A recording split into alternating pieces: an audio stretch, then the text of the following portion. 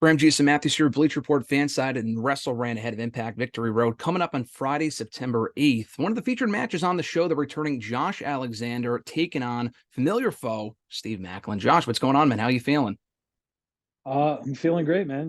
Back in Impact Wrestling, just back in wrestling in general from this injury, off to the races, and feels like I never left. So, I mean, this is the first singles match you've had in a couple months. We've seen you back in a couple tag matches, obviously, between Multiverse United and the most recent event, Emergence, obviously. First singles match back against, like I said, a familiar foe and someone like Steve Maclin. And just being off for a couple months, what was that period like for you? Just being gone for so long after being the wrestling machine that you are, after wrestling so consistently for so long.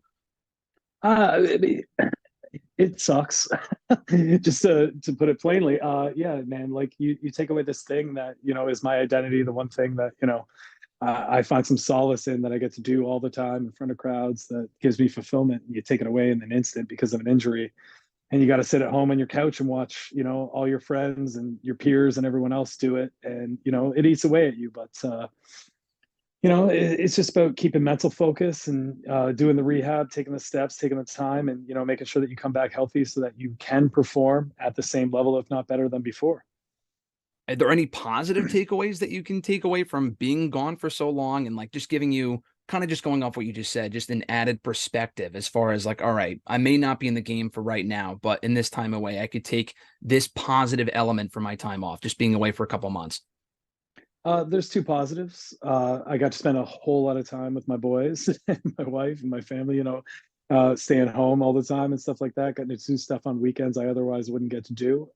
So the better part of the past 5 months, I've really soaked that in, which has been awesome. But the other side of it is just, as a professional wrestler, having this bird's eye perspective of what's going on, getting to watch the product week in, week out, and watch, specific matchups and specific people in the company, and know that, hey, like, they're doing this way, I think I would do this way, and learning from what you're seeing, so that when I come back, hopefully that you've learned from those things along the way and taken the time properly, so that you can use all those tools once you finally step in the ring with those people and get in those circumstances in the ring.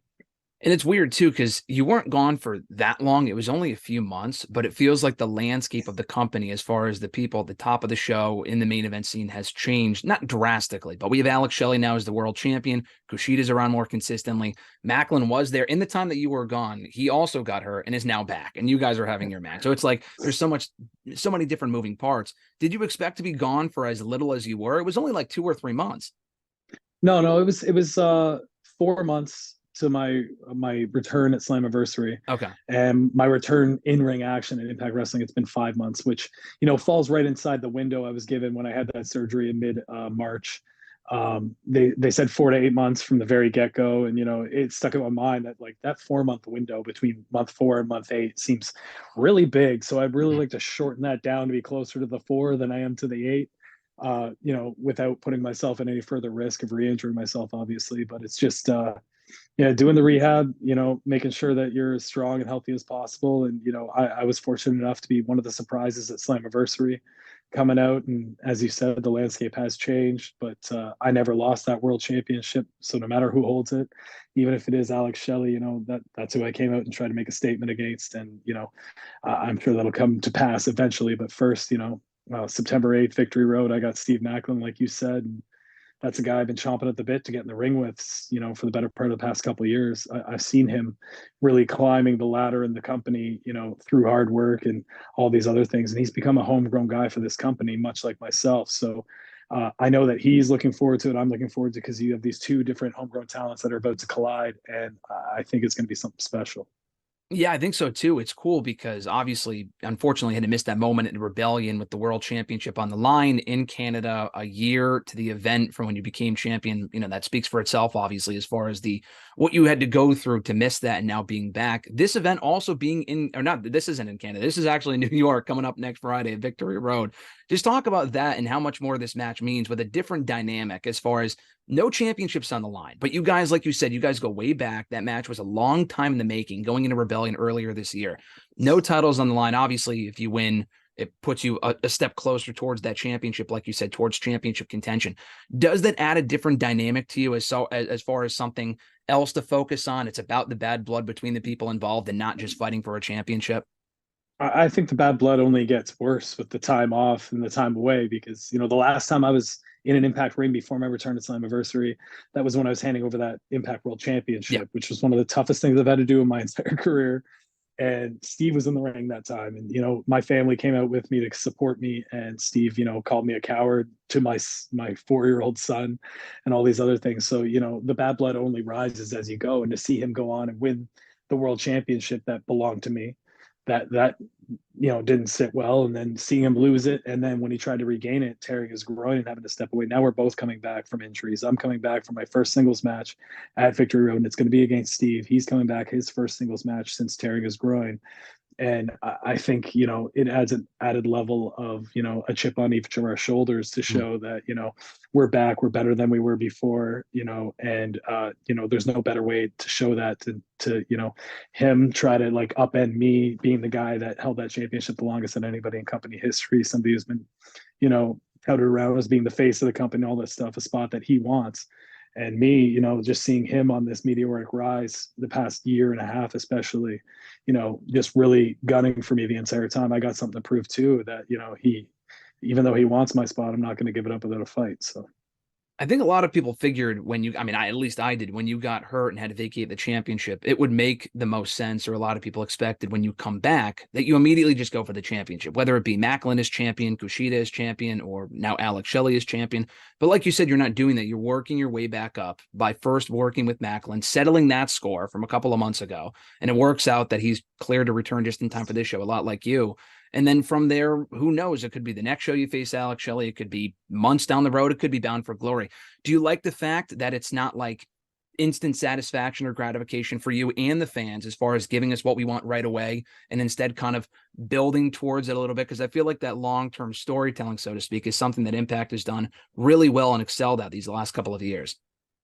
yeah, well, if you remember back, like for me losing to Moose at Bound for Glory Yeah. after defeating Christian, it took me, what was it, 6 or 7 months to get my title rematch with Moose finally at Rebellion. And, if you look at hindsight at the time, people were like furious about it. I was furious about it. I had to get my emotions in check and all these other things. But the payoff was that much sweeter. So now, learning from that, and applying it to this, I do have a score to settle with Steve Maclin.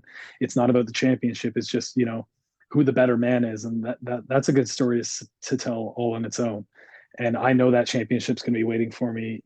That shot is always there, and I'm being more patient this time, and trying to not let those emotions get the best of me and run into things full bore. Because like somebody like Alex Shelley, or if he loses that championship, who knows? But like someone like Alex Shelley, especially, he's just like he's so skilled at pro wrestling. He's got so much experience, more than anybody else in this company. He's been here the longest, and to go in there full bore, that would probably work to my detriment. So I'm going to handle the things that are lingering in the back of my mind first. This score I have to settle with Steve Maclin, and yeah, all focus goes in that world championship.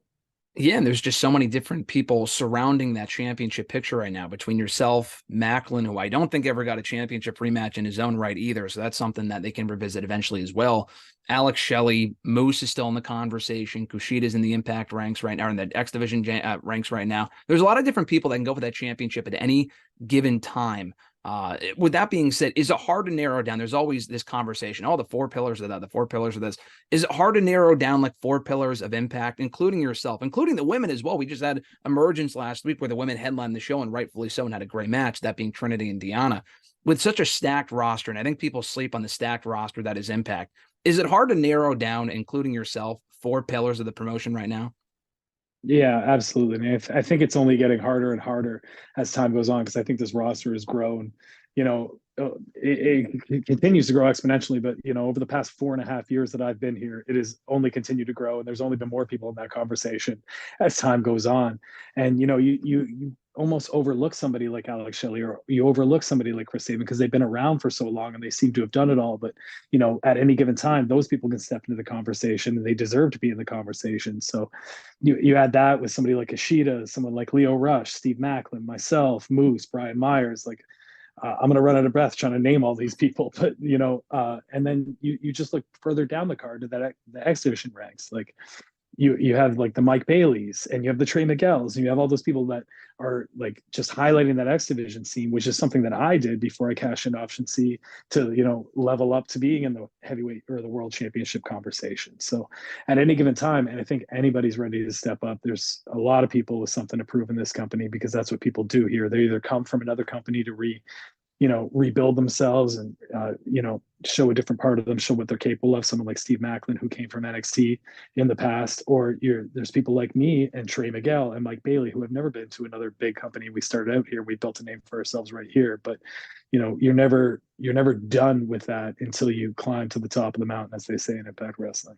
Yeah, I mean, I guess going off that, answering that same question, is that the true, I guess it's kind of hard to narrow it down to one true identity for Impact, but I feel like it's a lot of different things. Like you said, people coming from elsewhere, you never know who might pop up and who might be competing for a championship or whatever. It could be a one-off. It could be for 4 or 5 years. Some people stick around for a lot longer than people think. But between that, new stars getting their rise, I mean, some of the biggest stars in any major promotion today came from Impact. We're seeing that right now in Impact with people kind of getting their start. Is that what, kind of going off what you just said, what you feel the identity of Impact right now is, in addition to just great wrestling every week, storytelling that we're seeing every week? Like, again, like I said earlier, consistent storytelling. I feel like if I had to sum up Impact in one word, it would be consistency, because I feel like week after week, everything carries over. Everything makes sense. It's the quickest 2 or 3 hours of wrestling you can watch, including Victory Road next week. Yeah, I've always called Impact Wrestling the land of opportunity. And that's kind of what it's always been. I watched this as a fan since 2002, and I've always kind of seen it this way. You have these people, like in the early days, it was the AJ Styles and Samoa Joes, and these people that came here, made a name for themselves, and now they're marquee talents featured around the world, as some of the biggest stars that you could know. But then there was also people like Christian, who had never had a world championship, that came here to prove everybody wrong, that yes, I can be a top guy. I can be a world champion. I can be the face of a company.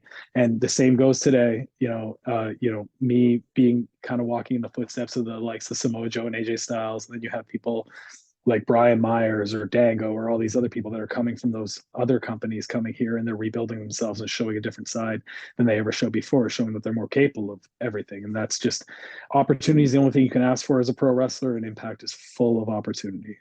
Yeah, no, most definitely. And as we wind down here as well, not only next weekend do we have Victory Road, but the taping for next Saturday, Impact 1000. You mentioned you've been watching essentially since '02. You know the TNA days, all the Impact days. There's some people in the company right now. We talk about the present and the future. Some of those people have been a big part of the past as well, between Motor City Machine Guns and Eddie Edwards and Moose and people like that. In addition to yourself for the last couple of years, with this show coming up, and we have a slew of stars announced for Impact 1000 next week, the 1000th episode. When you hear 1000 episodes of Impact Wrestling, what does that mean to you? It's tough to wrap my mind around it, because you hear 1,000, you're like, oh, it either seems like a lot or not that much. But like, you do the math, and that's 20 years of 50 shows a year, week in, week out, just hammering it through. And it's amazing, because people have written off this company several times in the past, but it's always the little engine that could, and it's always been propped up by the best talent in the world. And I think it's no different. We're going to get to see that at the 1000th episode, because you have people like Awesome Kong coming back and stepping foot in the ring, which is personally what I'm most excited about on the 1000th episode. But like, also Gail Kim, the greatest knockout of all time, Hall of Famer, coming back, stepping in the ring, which is blowing my mind. And just other things like Team 3D teaming up for the first time in 7 years. It's going to be something special.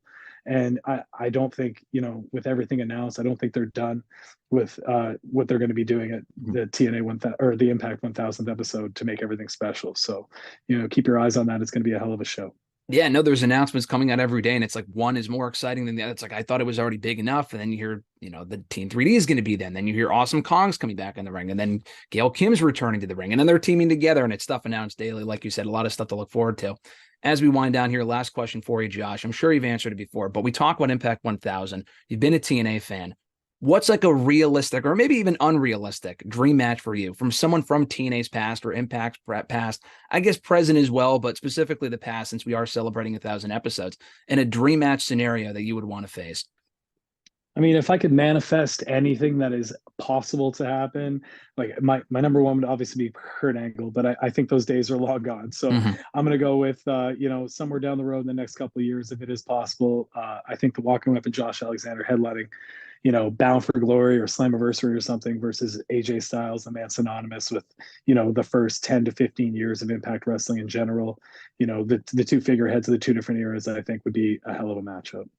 Can't go wrong with either one. But before then, we got Victory Road coming up next Friday against Steve Maclin, Josh Alexander, familiar foes. Obviously, looking forward to the match. It should be great. The match we were robbed of back at Rebellion in April. We're getting it next Friday at Victory Road. I'm looking forward to it. Josh, thanks so much for the time, man. I appreciate it. And best of luck with all the continued success. I appreciate it, man. Anytime.